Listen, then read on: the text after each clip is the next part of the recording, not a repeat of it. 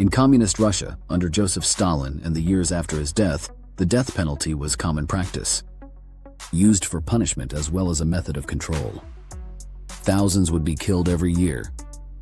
International pressure and public sentiment would slowly change the ways of the past. Although still popular with the public, the death penalty would cease to be used. Let's look into the last person to be executed in Russia. Moscow, August 2nd, 1996. In a stark concrete chamber within the walls of Moscow's Butyrka prison, a single gunshot echoed through the corridors at dawn, marking not just the end of one man's life, but the conclusion of an entire chapter in Russian judicial history. Sergei Alexandrovich Golovkin, known to investigators and the terrified public as the Fisher and the Boa, became the final person to be executed in Russia before the nation would abandon capital punishment forever.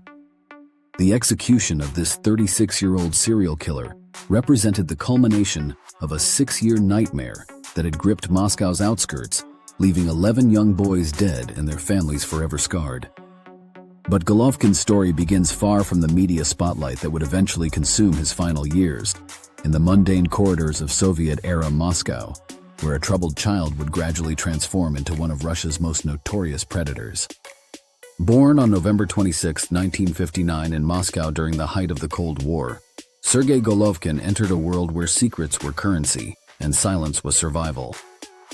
The Soviet Union of his childhood was a nation that officially claimed to have no crime, no social problems, and certainly no serial killers.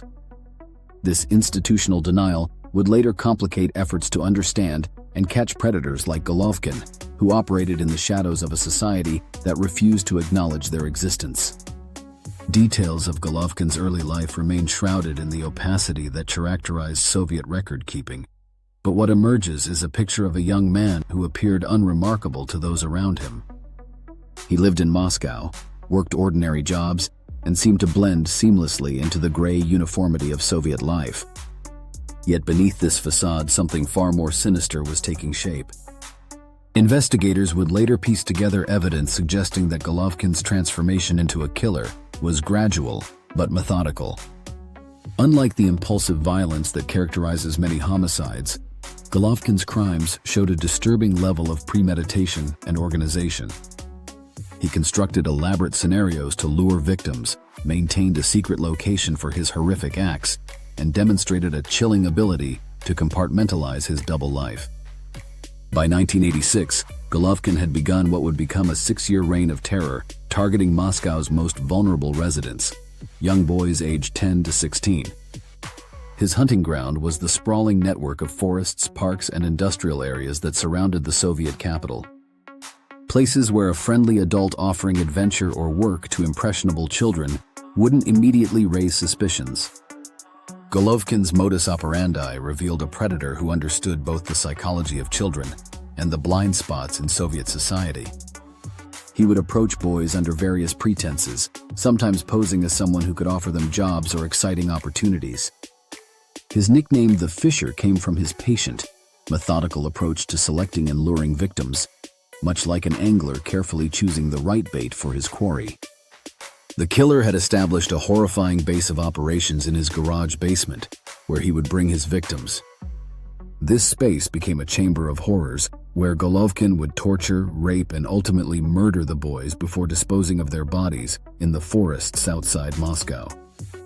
The methodical nature of these crimes, combined with their sexual component, marked Golovkin not just as a killer, but as one of the Soviet Union's first recognized serial killers, though officials were reluctant to use such Western terminology.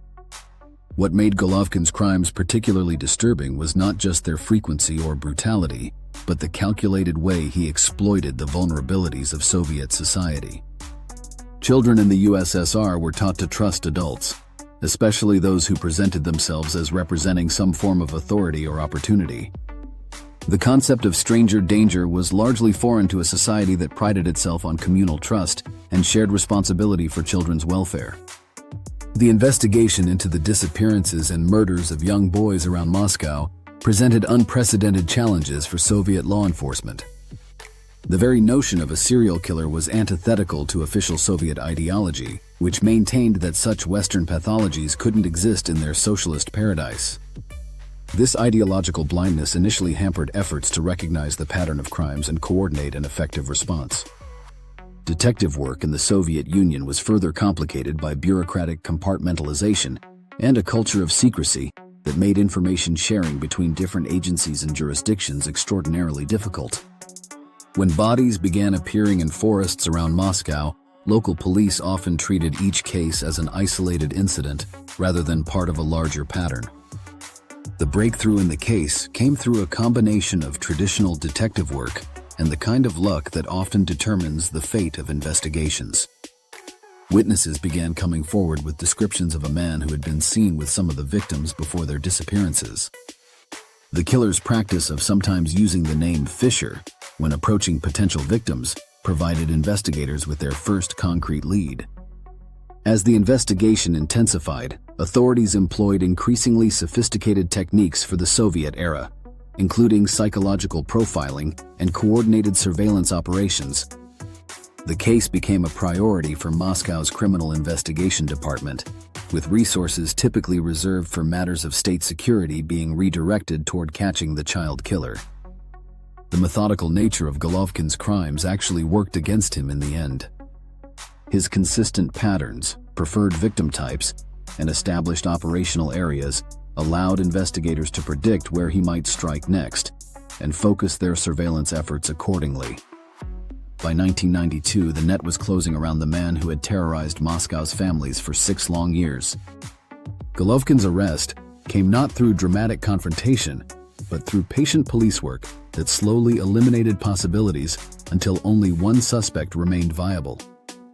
When authorities finally closed in on him, they found a man who seemed almost relieved that his double life was finally over. During interrogation, Golovkin displayed the chilling detachment that characterized his crimes. Rather than showing remorse or attempting to minimize his actions, he provided investigators with detailed accounts of his murders, leading them to burial sites and describing his methods with disturbing clinical precision. This cooperation wasn't born of genuine remorse, but rather seemed to stem from a narcissistic desire to ensure his crimes were fully understood and documented. The confession sessions revealed the full scope of Golovkin's activities and confirmed investigators' worst fears about the methodical nature of his crimes. He had kept detailed mental records of each victim, their final moments, and the locations where he had disposed of their bodies. This information proved invaluable for providing closure to families who had spent years wondering about the fate of their children. Do you think Golovkin could have been caught sooner? Golovkin's trial took place against the backdrop of a rapidly changing Russia. The Soviet Union had collapsed in 1991, and the new Russian Federation was struggling to establish its identity and legal systems. The case became a test of how the new Russian justice system would handle its most serious crimes. The prosecution faced the challenge of presenting evidence of crimes that had occurred under a different political system, using investigative techniques that had evolved during the transition from Soviet to Russian law enforcement. Despite these complications, the evidence against Golovkin was overwhelming, built not just on his confessions but on physical evidence, witness testimony, and the methodical documentation that investigators had compiled over years of patient work. The trial was notable for being one of the first major criminal proceedings in the new Russia to receive significant media attention. Unlike the Soviet era, when such cases would have been handled in secrecy, the Russian press covered the proceedings extensively, giving the public its first real glimpse into the methods and motivations of a serial killer. Golovkin's defense team faced an almost impossible task. With their client having confessed to 11 murders and providing detailed accounts of his crimes, they could only argue for mitigation based on mental illness or diminished capacity. However, psychological evaluations found Golovkin to be legally sane and fully responsible for his actions, despite clear evidence of severe psychological disorders. The trial revealed disturbing details about how Golovkin had been able to operate undetected for so long. His ability to maintain a normal public facade while conducting horrific crimes in private highlighted gaps in Soviet-era social services and law enforcement that had allowed vulnerable children to disappear without adequate investigation or public attention. When the judge pronounced the death sentence on Sergei Golovkin, it marked one of the final times such words would be spoken in a Russian courtroom. The sentence was not just a judgment on Golovkin's crimes, but also a reflection of Russia's position at a crucial historical crossroads regarding capital punishment. The execution, carried out on August 2, 1996, followed the traditional Soviet method of a single gunshot to the back of the head. This clinical efficiency had characterized Soviet executions for decades, prioritizing quick dispatch over any consideration of the condemned's suffering or final moments.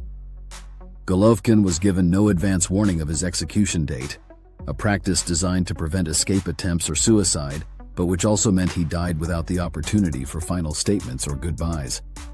To understand the significance of Golovkin's execution, one must examine Russia's complicated relationship with capital punishment. The death penalty in Russia has a history as turbulent as the nation itself, reflecting changing political systems, international pressures, and evolving social attitudes toward justice and retribution. Under the Soviet Union, the death penalty was applied liberally and often secretly. During Stalin's purges, millions faced execution for political crimes, real or imagined.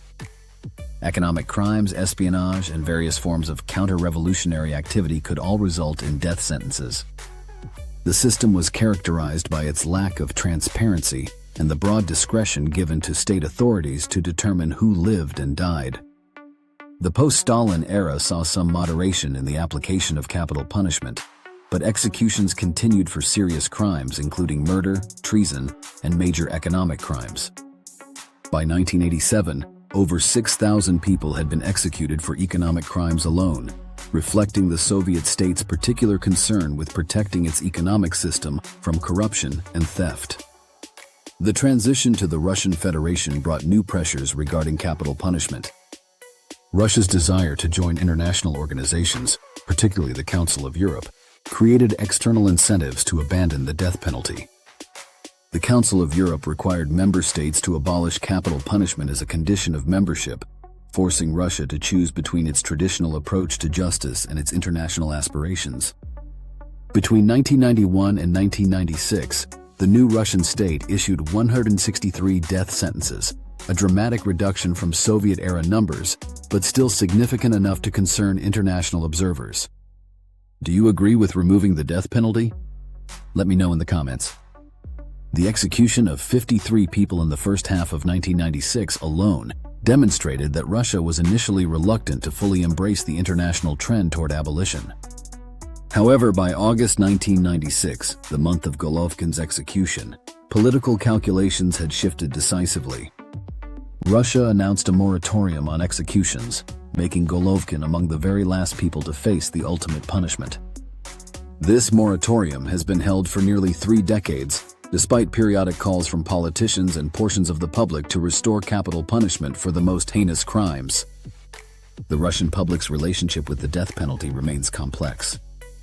Recent polling suggests that 53% of Russians favor restoring capital punishment, while 39% oppose it. This division reflects broader tensions between traditional Russian approaches to crime and punishment and the nation's evolving international relationships. Today, Russia holds nearly 2,000 convicts serving life sentences in maximum security facilities, individuals who would likely have faced execution under the previous system. These prisoners become eligible for parole only after serving 25 years, creating a system that effectively removes dangerous criminals from society while avoiding the finality and international complications of execution. The case of Sergei Golovkin represents more than just the final chapter in Russia's use of capital punishment.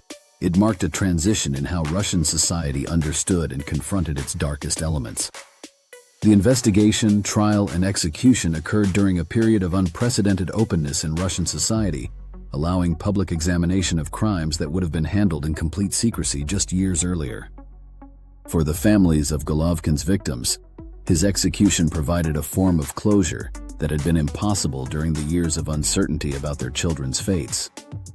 Yet the case also highlighted systemic failures that had allowed a predator to operate undetected for 6 years in one of the world's most surveilled societies. The historical significance of Golovkin's execution extends beyond Russian borders. It represented one of the final acts in a global trend away from capital punishment that has seen nation after nation abandon the practice.